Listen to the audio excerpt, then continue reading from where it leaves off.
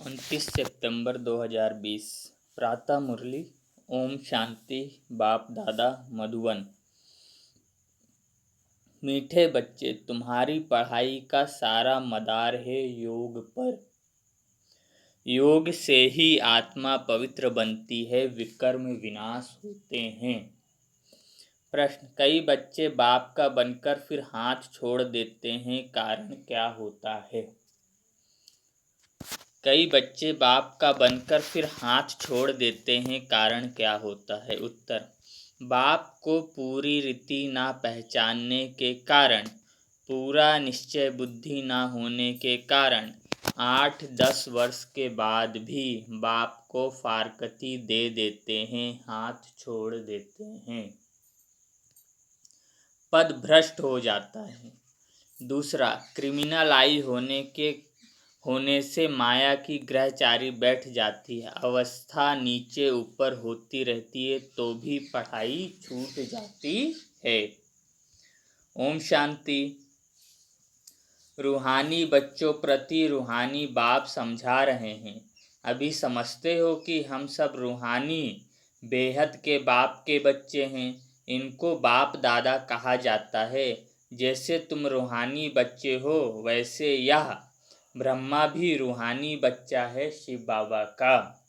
शिव बाबा को रथ तो जरूर चाहिए ना, इसलिए जैसे तुम आत्माओं को ऑर्गन्स मिले हुए हैं कर्म करने के लिए, वैसे शिव बाबा का भी यह रथ है, क्योंकि यह कर्म क्षेत्र है जहाँ कर्म करना होता है। वह है घर जहाँ आत्माएं रहती हैं। आत्मा ने जाना है हमारा घर शांति धाम है। वहाँ यह खेल नहीं होता, बत्तियाँ आदि कुछ नहीं होती, सिर्फ आत्माएं रहती हैं। यहाँ आती हैं पाठ बजाने। तुम्हारी बुद्धि में है यह बेहद का ड्रामा है, जो एक्टर्स हैं उन्हों की एक्ट शुरू से लेके अंत तक तुम बच्चे नंबरवार पुरुषार्थ अनुसार जानते हो। यहाँ कोई साधु संत आदि नहीं समझाते हैं। यहाँ हम बच्चे बेहद के बाप पास बैठे हैं। अब हमको वापिस जाना है, पवित्र तो जरूर बनना है आत्मा को। ऐसे नहीं कि शरीर भी यहाँ पवित्र बनना है, नहीं, आत्मा पवित्र बनती है। शरीर तो पवित्र तब बने जब 5 तत्व भी सतो प्रधान हो। अब तुम्हारी आत्मा पुरुषार्थ कर पावन बन रही है। वहाँ आत्मा और शरीर दोनों पवित्र होते हैं, यहाँ नहीं हो सकते। आत्मा पवित्र बन जाती है तो फिर पुराना शरीर छोड़ती है, फिर नए तत्व से नया शरीर बनते हैं। तुम जानते हो हमारी आत्मा बेहद के बाप को याद करती है, वह नहीं करती है। या तो हर एक को अपने से पूछना है। पढ़ाई का सारा मदार है योग पर। जो हम पढ़ाई पढ़ रहे हैं, इसमें हमें कितना आगे हम जाएंगे, कितना हमारे अंदर ज्ञान उतरेगा, कितना हमारे चेहरे और चलन से दिखेगा कि इनको भगवान मिला है, सब कुछ योग पर टिका है। क्योंकि योग से जैसे आत्मा पवित्र होगी, उसकी पवित्रता का असर सब पे पड़ता ही है। पढ़ाई का सारा मदार है योग पर। पढ़ाई तो सहज है, समझ गए कि चक्र कैसे फिरता है। मुख्य है ही याद की यात्रा। यह अंदर गुप्त है, देखने में थोड़ी ही आता है। बाबा नहीं कह सकते कि यह बहुत याद करते हैं व कम। ब्रह्मा बाबा किसी को नहीं बता सकते थे ये कितना याद करता है।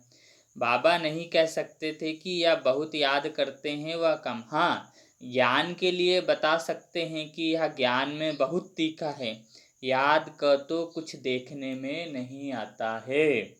ज्ञान मुख से बोला जाता है, याद तो आज जपा जाप है। जाप जपने में भी हमें समय लगता है, जैसे हम राम राम बोलेंगे, लेकिन याद में तो जपना भी नहीं है, सिर्फ बुद्धि से जाना है, भगवान को याद करना। इसलिए आ जपा जाप, जिसको जपा भी नहीं जाता और लगातार रहता है।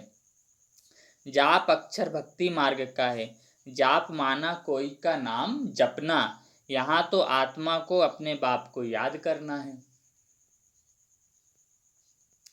तुम जानते हो हम बाप को याद करते करते पवित्र बनते बनते मुक्ति धाम शांति धाम में जाकर पहुँचेंगे। ऐसे नहीं कि ड्रामा से मुक्त हो जाएंगे। मुक्ति का अर्थ है दुख से मुक्त हो, शांति धाम जाएं फिर सुख धाम में आएंगे। पवित्र जो बनते हैं वह सुख भोगते हैं। आप पवित्र मनुष्य उन्हों की खिदमत करते हैं। पवित्र की महिमा है, इसमें ही मेहनत है। आंखें बड़ा धोखा देती हैं, गिर पड़ते हैं। नीचे ऊपर तो सबको होना पड़ता है, ग्रहचारी सबको लगती है। भल बाबा कहते बच्चे भी समझा सकते हैं। भल बाबा कहते बच्चे भी समझा सकते हैं। फिर कहते हैं माता गुरु चाहिए, क्योंकि अब माता गुरु का सिस्टम चलता है। भगवान ने आके माताओं के सर पे कलश रखा, इसीलिए। आगे पिताओं का था, अभी पहले पहले कलश माताओं को मिलता है। माताएं मेजॉरिटी में हैं। कुमारियां राखी बांधती हैं पवित्रता के लिए। भगवान कहते हैं काम महाशत्रु है, इस पर जीत पहनो। रक्षा बंधन पवित्रता की निशानी है। वो लोग राखी बांधते हैं, पवित्र तो बनते नहीं हैं। वह सब है आर्टिफिशियल राखी, कोई पावन बनाने वाले नहीं हैं। कोई पावन बनाने वाले नहीं हैं, इसमें तो ज्ञान चाहिए। अभी तुम राखी बांधते हो, अर्थ भी समझते हो या प्रतिज्ञा कराते हैं। जैसे सिख लोग को कंगन निशानी होती है, परंतु पवित्र तो बनते नहीं। पतित को पावन बनाने वाला सर्व का सद्गति दाता एक है, वह भी देहधारी नहीं है। पानी की गंगा तो इन आँखों से देखने में आती है। बाप जो सद्गति दाता है उनको इन आँखों से नहीं देखा जाता। आत्मा को कोई भी देख नहीं सकते कि वह क्या चीज़ है। कहते भी हैं हमारे शरीर में आत्मा है, उनको देखना देखा है, कहेंगे नहीं। और सब चीज़ें जिसका नाम है वह देखने में जरूर आती है। आत्मा का भी नाम तो है, कहते भी हैं भ्रुकुटी के बीच चमकता है अजब सितारा, परंतु देखने में नहीं आते हैं। परमात्मा को भी याद करते हैं, देखने में कुछ नहीं आएगा। लक्ष्मी नारायण को देखा जाता है इन आँखों से।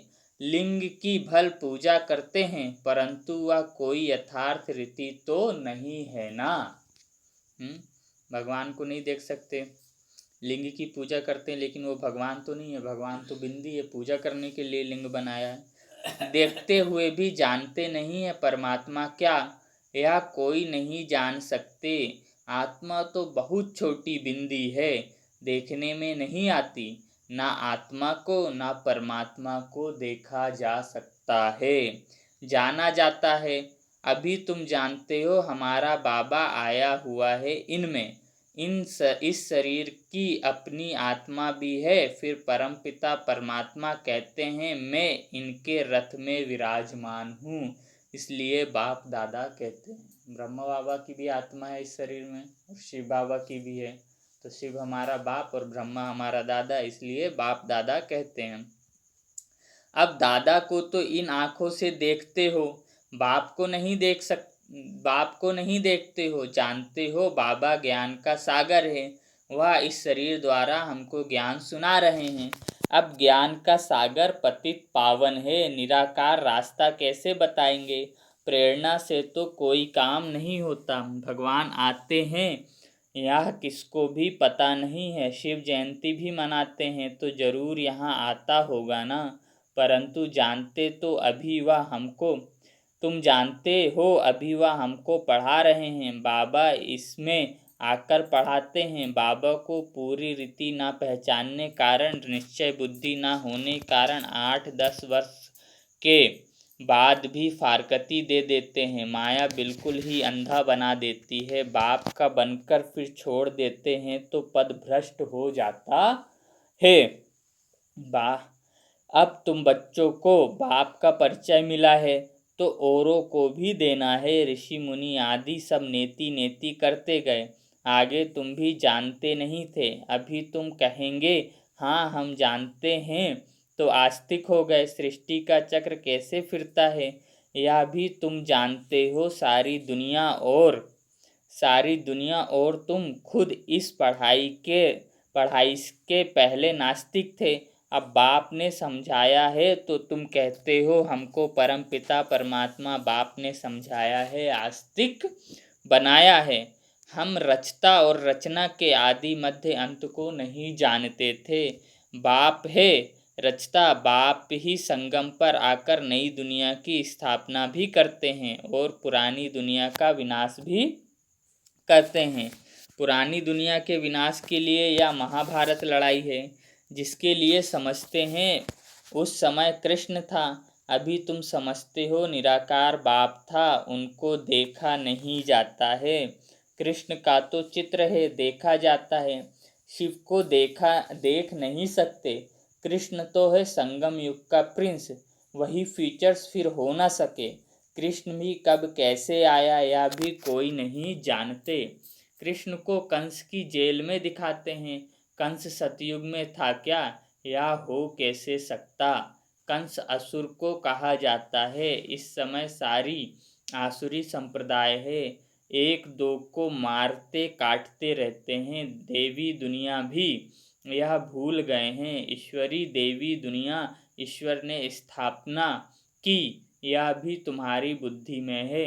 नंबरवार पुरुषार्थ अनुसार अभी तुम हो ईश्वरी परिवार, फिर वहाँ होंगे देवीय परिवार। इस समय ईश्वर तुमको लायक बना रहे हैं स्वर्ग का देवी देवता बनाने। बाप पढ़ा रहे हैं। इस संगम युग को कोई भी नहीं जानते। कोई भी शास्त्र में इस पुरुषोत्तम युग की बात नहीं है। पुरुषोत्तम युग अर्थात जहाँ पुरुषोत्तम बनना होता है। सतयुग को कहेंगे पुरुषोत्तम युग। इस समय तो मनुष्य पुरुषोत्तम नहीं है, इनको तो कनिष्ठ तमो प्रधान कहेंगे। यह सब बातें सिवाय तुम ब्राह्मणों के और कोई नहीं समझ सकते। बाप कहते हैं यह है आसुरी भ्रष्टाचारी दुनिया। सतयुग में ऐसा कोई वातावरण नहीं होता। वहाँ थी श्रेष्ठाचारी दुनिया, उन्हों के चित्र हैं बरोबर। यह श्रेष्ठाचारी दुनिया के मालिक थे। भारत के राजाए होकर गए हैं जो पूजे जाते हैं। पूज्य पवित्र थे जो ही फिर पुजारी बने। पुजारी भक्ति मार्ग को, पूज्य ज्ञान मार्ग को कहा जाता है। पूज्य सो पुजारी, पुजारी फिर पूज्य कैसे बनते हैं यह भी तुम जानते हो। इस दुनिया में पूज्य एक भी हो ना सके। पूज्य परमपिता परमात्मा और देवताओं को ही कहा जाता है। परमपिता परमात्मा सबका पूज्य, सब धर्म वाले उनकी पूजा करते हैं। ऐसे बाप का जन्म यहाँ ही गाया जाता है। शिव जयंती है ना, परंतु मनुष्यों को कुछ पता नहीं कि उनका जन्म भारत में होता है। आजकल तो शिव जयंती की हॉलीडे भी नहीं करते। जयंती मनाओ ना मनाओ तुम्हारी मर्जी, ऑफिशियली हॉलीडे नहीं है। जो शिव जयंती को नहीं जानते हैं वह तो अपने काम पर चले जाते हैं। बहुत धर्म है ना, सतयुग में ऐसी बातें होती नहीं। वहाँ यह वातावरण ही नहीं। सतयुग है ही नई दुनिया, एक धर्म। वहाँ यह पता नहीं पड़ता कि हमारे पीछे चंद्रवंशी राज्य होगा। यहाँ तुम सब जानते हो यह पास्ट हो गया। सतयुग में तुम होंगे, वहाँ किस पास्ट को याद करेंगे। पास्ट तो हुआ कलयुग, उनकी हिस्ट्री ज्योग्राफी सुनाने से क्या फ़ायदा। यहाँ तुम जानते हो हम बाबा के पास बैठे हैं। बाबा टीचर भी है, सदगुरु भी है। बाप आए हैं सबकी सदगति करने। अभी आत्माओं को जरूर ले जाएंगे, सभी आत्माओं को जरूर ले जाएंगे। मनुष्य तो देह अभिमान में आकर कहते हैं सब मिट्टी में मिल जाना है। यह नहीं समझते आत्माएं तो चली जाएंगी, बाकी यह शरीर मिट्टी के बने हुए हैं। यह पुराना शरीर खत्म हो जाता। हम आत्मा एक शरीर छोड़ दूसरा जाए लेती हैं। यह इस दुनिया में हमारा अंतिम जन्म है। हम सब पतित हैं। सदैव पावन तो कोई रह नहीं सकता। सतो प्रधान सतो रजो तमो होती ही है। सतो प्रधान सतयुग, सतो त्रेता युग, रजो द्वापर युग, तमो कलयुग। वो लोग तो कह देते हैं सब ईश्वर के ही रूप हैं। ईश्वर ने अपने अनेक रूप बनाए हैं खेल पाल करने के लिए। हिसाब किताब कुछ नहीं जानते, न खेल पाल करने वाले को जानते हैं। बाप ही बैठकर वर्ल्ड की हिस्ट्री ज्योग्राफी समझाते हैं। खेल में हर एक का पार्ट अलग अलग है, सबका पोजीशन अलग अलग है। जो जैसा पोजीशन वाला होता है उनकी महिमा होती है। यह सब बातें बाप संगम पर ही समझाते हैं। सतयुग में फिर सतयुग का पाठ चलेगा, वहाँ यह बातें नहीं होंगी। यहाँ तुमको सृष्टि के चक्र का ज्ञान बुद्धि में फिरता रहता है। तुम्हारा नाम ही है सुदर्शन चक्रधारी। लक्ष्मी नारायण को थोड़ी ही सुदर्शन चक्र दिया जाता है। या है ही यहाँ के मूल वतन में सिर्फ आत्माएं रहती हैं। सूक्ष्म वतन में कुछ नहीं। मनुष्य, जानवर, पशु पक्षी आदि सब यहाँ होते हैं। सतयुग में मोर आदि दिखाते हैं। ऐसे नहीं कि वहाँ मोर के पंख निकाल पहनते हैं। मोर को थोड़े ही दुख देंगे। मोर मुकुट कृष्ण को दिखाते हैं तो ऐसा नहीं है कि उसका पंख निकाल के पहनेगा, दुख थोड़ी ही देंगे। ऐसे भी नहीं मोर का गिरा हुआ पंख ताज में लगाएंगे। गिरी हुई चीज़ तो इस्तेमाल ही नहीं करते। यहीं जब ब्रह्मा बाबा थे और बच्चे जब हॉस्टल खोले थे रहते थे तो नीचे गिर जाता था दाना, तो बाबा बोलते थे उसको उठा के नहीं खाना। देवताओं नीचे का गिरा हुआ नहीं खाते। खाना ऐसा खाना है कि नीचे ना गिरे, और गिर गया है तो उसको उठाना नहीं है। सोते हैं तो सोते समय भी देवताओं जैसे ऐसे सीधे होकर सोना चाहिए। निद्रा से भी पता चलता है कि विकारी अवस्था में सो रहा है कि सात्विक अवस्था में सो रहा है। हमारा उठना भी ऐसा होना चाहिए कि कष्ट ना हो। धरती पे हम चलें तो धम धम धम धम आवाज़ करके नहीं चलना चाहिए, धरती को भी कष्ट ना हो। बहुत हल्के हल्के पैरों से हमें चलें। तो पूरे चाल चलन देवी गुण कैसे होने चाहिए वो ब्रह्मा बाबा जब साकार में थे बच्चों को सिखाते थे। नहीं, ताज में भी ऐसे भी नहीं मोर का गिरा हुआ पंख ताज में लगाएंगे। नहीं, ताज में भी झूठी निशानी दे दी है। वहाँ सब खूबसूरत चीज़ें होती हैं, गंदी कोई चीज़ का नाम निशान नहीं। ऐसी कोई चीज़ नहीं होती जिसको देखकर घृणा आए। यहाँ तो घृणा आती है ना। वहाँ जानवरों को भी दुख नहीं होता है। सतयुग कितना फर्स्ट क्लास होगा, नाम ही है स्वर्ग, हैवी नई दुनिया। यहाँ तो पुरानी दुनिया में देखो बरसात के कारण मकान गिरते रहते हैं, मनुष्य मर जाते हैं, अर्थक्वेक होगी सब दबकर मर जाएंगे। सतयुग में बहुत थोड़े होंगे, फिर बाद में वृद्धि को पाते रहेंगे। पहले सूर्यवंशी होंगे, जब दुनिया 25% पुरानी होगी तो फिर चंद्रवंशी होंगे। सतयुग 1250 वर्ष है, यह है 100% नई दुनिया जहाँ देवी देवताएं राज्य करते हैं। तुम्हारे में भी बहुत इन बातों को भूल जाते हैं। राजधानी तो स्थापन होनी ही है, हार्ट फेल नहीं होना है। पुरुषार्थ की बात है। बाप सभी बच्चों से एक समान तदबीर पुरुषार्थ कराते हैं। तुम अपने लिए विश्व पर स्वर्ग की बादशाही स्थापन करते हो। अपने को देखना है हम क्या बनेंगे। हमें अपनी चाल चलन से देखना है कि हम क्या बनेंगे। अच्छा, मीठे मीठे सिकी लधे बच्चों प्रति माता पिता बाप दादा का याद प्यार और गुड मॉर्निंग। रूहानी बाप की रूहानी बच्चों को नमस्ते। और हम रूहानी बच्चों की रूहानी माता पिता मम्मा बाबा बाप दादा को याद प्यार, गुड मॉर्निंग और नमस्ते। शुक्रिया बाबा, शुक्रिया आपका, पद्मा पदम शुक्रिया। धारणा के लिए मुख्य सार। पहला, इस पुरुषोत्तम युग में स्वर्ग के देवी देवता बनने की पढ़ाई पढ़कर स्वयं को लायक बनाना है।